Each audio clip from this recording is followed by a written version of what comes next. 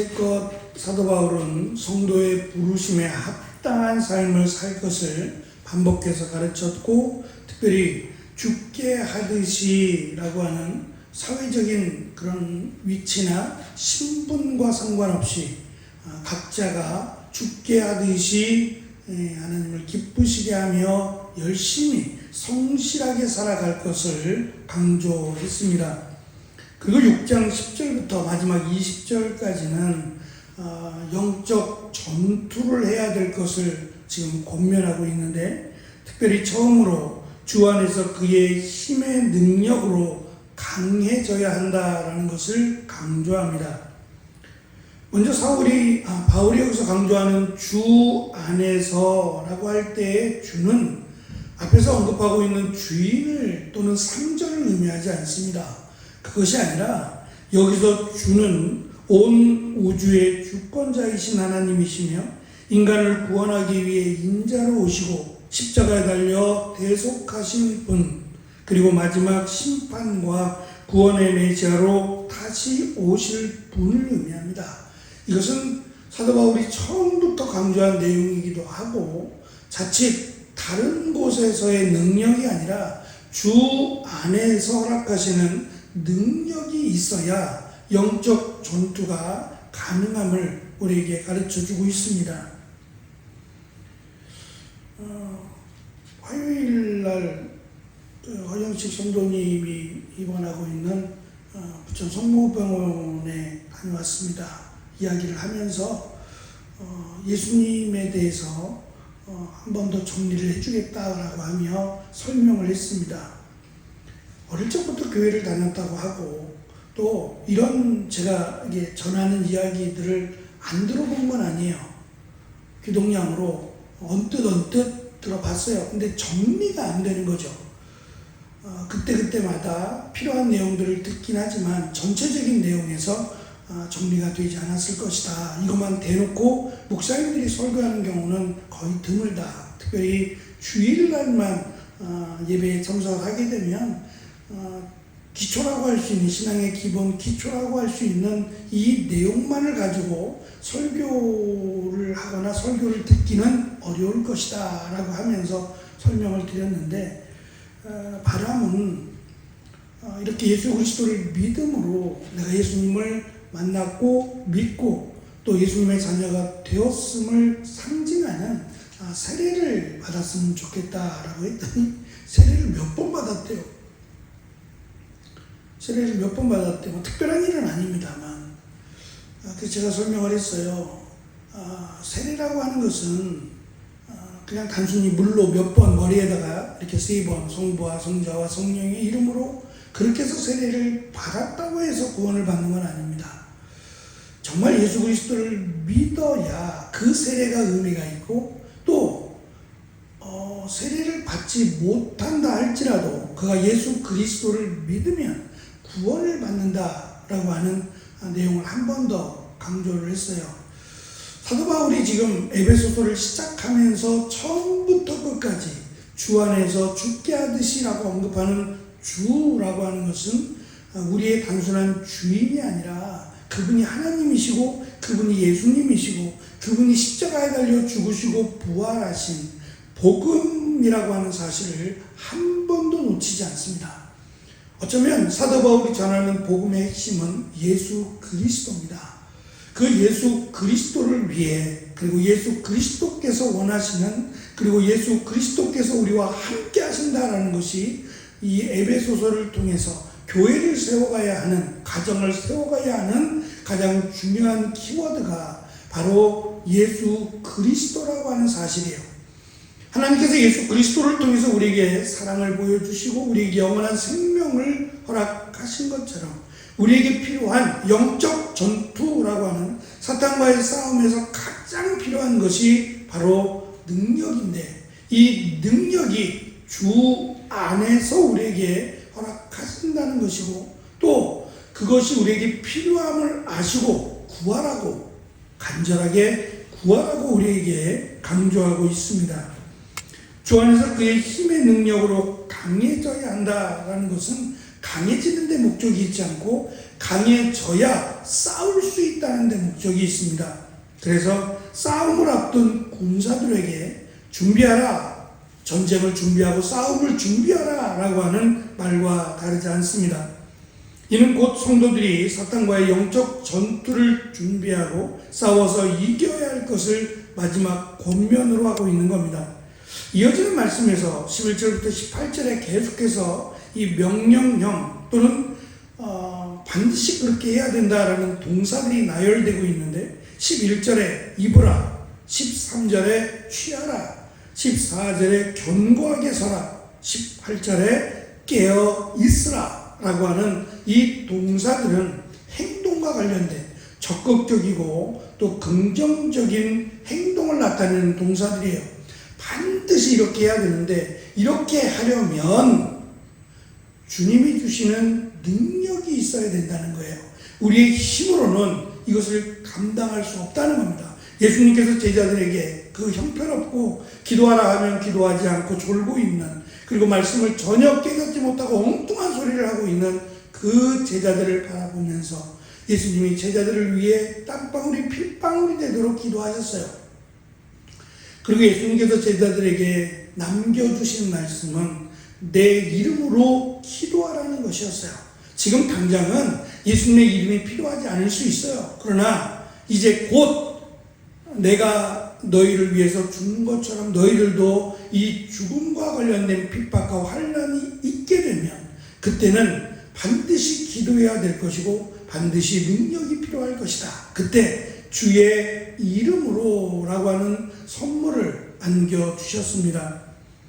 강해져야 한다라고 하는 이 단어 안에는 합성어인데 안에라고 하는 강해져야 한다라고 하는 것은 강함이라고 하는 두나미스예요. 능력 또는 힘, 파워라고 하는 단어가 있는데 그 앞에다가 뭐뭐 안에라고 하는, 그러니까 이 힘과 이 강함, 이 파워가 이 어느 안에 있을 때 주어진다는 거예요. 내 스스로 만들어지거나 생성되는 것이 아니라 그리스도 안에 있을 때 주어지는 힘과 능력이다라고 하는 것을 강조합니다. 우리가 강해져서 사탄과 싸우려면, 또 사탄과 싸워서 이기려면 내가 그리스도 안에 있어야 이게 가능하다는 거예요. 반드시 그리스도 안에 있을 때 하나님이 주시는 공급하시는 힘과 능력으로 강해질 수 있고 사탄과 싸워 넉넉하게 이길 수 있다라는 내용인데요. 이 안에라고 하는 전치사는 외적인 육체의 강함이 아니라 내면적인 믿음의 강함을 강조하고 있습니다. 육신적으로도 물론이지만 더 중요한 것은 내면적으로 우리의 마음이, 우리의 믿음이 강해져야 이길 수 있다라는 겁니다. 강해져야 한다라고 하는 이 명령은 구약 성경에도 여러 곳에서 강조됩니다. 특별히 우리가 아는 가나안 땅에 입성을 앞두고 그 땅에 살고 있는 거민들 또는 강한 민족들을 앞두고 두려웠어요. 더군다나 모세가 함께하지 않고 모세가 하나님이 모세를 불러가셨어요. 아직 뭐 병이 들어 죽거나 그런 것도 아닌데 하나님이 그를 데려가셨다고 성경이 말씀하고 더 이상 이 땅에서 볼 수 없다고 말씀하셨어요. 여호수아는 모세의 시종이었고 또 모세에게도 대항했던 그 어마어마한 이스라엘 백성들, 그들의 지도자가 되어서 가나안 땅에 들어간다라는 것에 대한 두려움이 있었습니다. 그때 하나님께서 또는 모세를 통해서 하나님이 직접 말씀하신 내용은 두려워하며 놀라지 말라, 그 다음에 강해져야 한다라는 말씀을 반복해서 말씀하셨습니다. 시편에서도 여러 번 반복해서 낙심하고 절망에 빠진 자들에게 주 여호와를 소망하고 강해지라고 권면을 합니다. 또한 포로기에 있었던, 포로 중에 있는 이스라엘 백성들을 다시 가나안 땅으로 부르시면서 하나님께서 그들에게 주신 말씀이 강해지라는 말씀이었어요.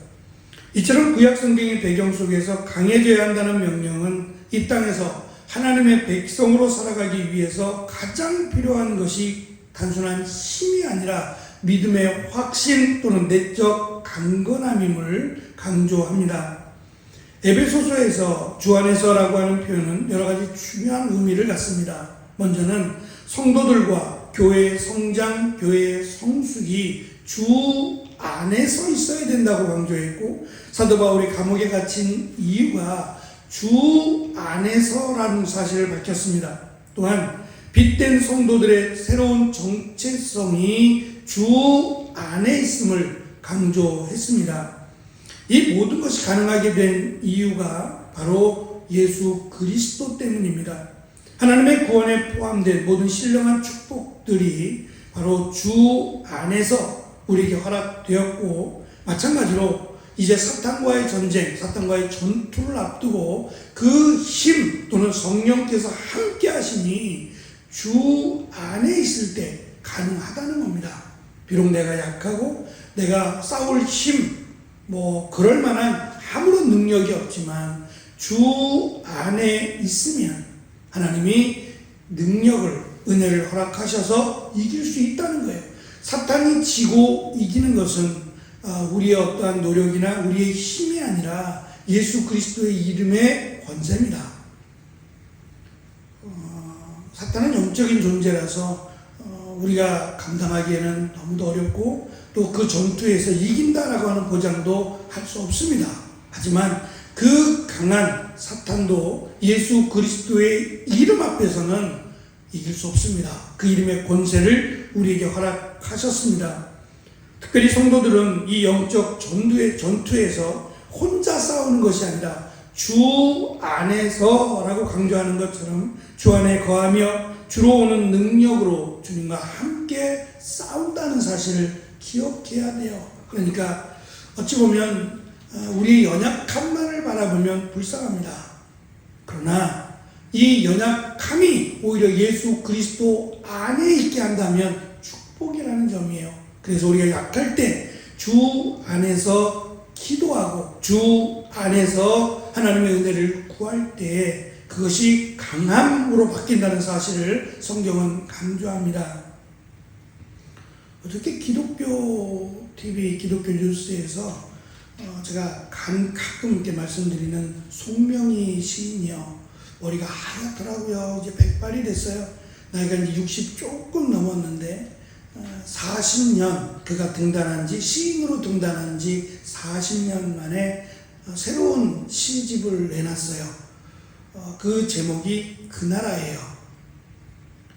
이 시인이 생각하는 그 나라, 그리고 그에게 있어서 죽을 만큼 힘들고 내가 살아야 될 이유가 뭐지? 다른 사람의 도움이 없이는 한 걸음도 걸어갈 수 없는, 말도 제대로 할 수 없는 내가 이 땅에 살아야 될 이유가 뭘까를 수없이 고민했대요. 예수님을 만나고 나서 내가 예수님의 생명으로, 예수님의 핏값으로 이 땅을 살고 있음을, 그리고 하나님의 나라에 들어갈 수 있음의 소망을 두고 여기까지 달려왔습니다. 그리고 그의 40년, 그의 어쩌면 마지막이라고 할 수 있는 시집이 그 나라라고 하는 제목에 이제 곧 출판이 되겠습니다만, 그 시를 읽어가면서 과연 이 여인이 60평생 살아가면서 소망했던 그 나라가 어떠한 나라일까? 우리와는 사뭇 다를 거라고 생각해. 우리가 사모하는 그 나라와 이 시인이 사모하는, 정말 들어가고 싶고 정말 소망하는 그 나라의 가치가 다를 것 같은 느낌이 들었어요. 우리도 하나님의 그 나라를 소망하며 이 땅에서 사탄과 영적인 싸움을 넉넉하게 싸우며 살아가는 귀한 은혜가 주님 안에서 있기를 간절히 축원합니다. 기도하겠습니다.